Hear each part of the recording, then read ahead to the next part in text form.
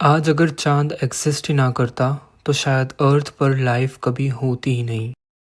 और सबसे शॉकिंग बात, चांद किसी क्रिएशन का रिजल्ट नहीं था। वो एक कॉस्मिक एक्सीडेंट था। एक ऐसा एक्सीडेंट जिसने पूरी धरती की किस्मत बदल दी। और तो और आज ऐसे कई राज हैं जिससे आप अनजान हैं।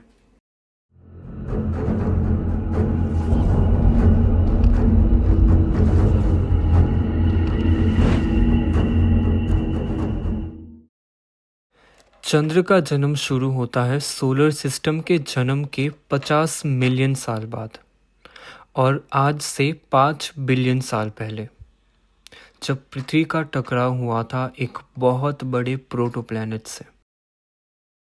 तो चलिए कहानी को ले चलते हैं 5 बिलियन साल पहले, जब पृथ्वी पूरी तरह से बनी भी नहीं थी। वो सिर्फ एक जलती हुई पिघलती हुई लावा बॉल थी, जहाँ ना हवा थी, ना पानी, ना ही किसी जीव जंतु का कोई वास। और तभी स्पेस की गहराइयों में से एक महापिंड धरती की तरफ बढ़ता हुआ आया। साइंटिस्ट इसे थिया के नाम से संबोधित करते हैं। इस थिया का साइज लगभग मंगल ग्रह जितना था, या फिर ये कह लीजिए कि 50% of the size of earth.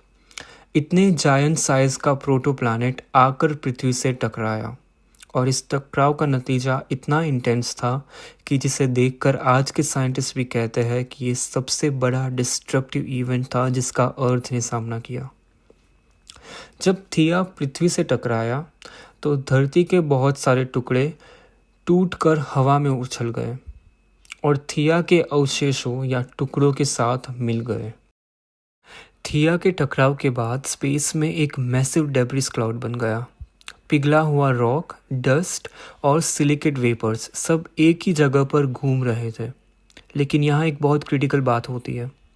अगर ये डेब्रिस क्लाउड अर्थ की रोशनी लिमिट के अंदर होता तो अर्थ की ज़बरदस्त ग्रेविटेशनल फोर्स इन टुकड़ों को जोड़ने की बजाय तोड़ देती। वो टुकड़े धीरे धीरे राख जैसे पार्टिकल्स बन जाते और शायद आज अर्थ के पास कोई मून होता ही नहीं।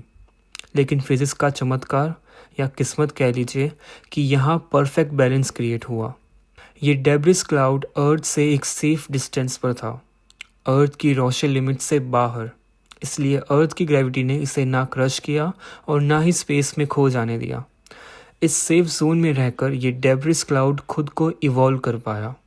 पार्टिकल्स आपस में जुड़ते गए, कोलाइड होते गए, मेल्ट और कूल होते गए और धीरे धीरे एक प्रोटो लूनर डिस्क बन गए।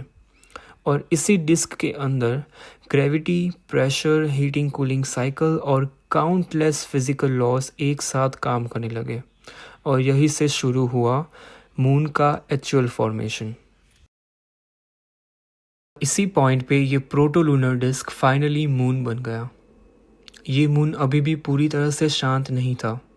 इस पर कंटिन्यूअस वॉल्केनिक इरप्शंस हो रहे थे, और इन्हीं वॉल्केनिक इरप्शंस ने चांद की सतह पर बसाल्ट की लेयर्स बनाई, जिन्हें हम आज मारिया के नाम से जानते हैं। बसाल्ट और मारिया को सिंपल लैंग्वेज में समझना हो तो इमेजिन करिए कि मून की सरफेस पर ऐसे रीजन्स हैं जहां काला जमा हुआ लावा फैला हुआ है। यही मारिया कहलाता है। इनफैक्ट आप जो चांद की सरफेस पर बड़े बड़े डार्क पैचेस देखते हैं वो यही मारिया है। और यहीं आती है इंटरेस्टिंग बात। मारिया रीजन्स का मास बाकी सरफेस से ज़्यादा होता है, जिसके कारण इनका एक और नाम मैस्कन्स भी है, मास कंसंट्रेशंस। और इन्हीं बसाल्ट, मारिया, मैस्कन्स की वजह से मून की ग्रेविटेशनल फील्ड थोड़ी सी अनइवन हो जाती है। वैसे मून की एवरेज ग्रेविटी सिर्फ 1.62 मीटर पर सेकंड स्क्वायर है, जो अर्थ की ग्रेविटी का 1/6 है। चांद और धरती के बीच ग्रेविटी का यही डिफरेंस टाइम को भी थोड़ा सा डिस्टॉर्ट करता है। इसलिए थियोरेटिकली यहाँ टाइम ट्रैवल हो सकता है। और इसी ग्रेविटी और स्पीड के कंसेप्ट से जुड़ा है टाइम ट्रैवल का पूरा साइंस। अगर आपको टाइम ट्रैवल से जुड़ी अनोखी थियोरीज, कंसेप्ट्स और साइंटिफिक लॉजिक समझना है तो इस वीडियो के right hand side I button होगा वहाँ, और मैंने वीडियो के डिस्क्रिप्शन में भी लिंक डाल दी है। Definitely check it out, you will love it.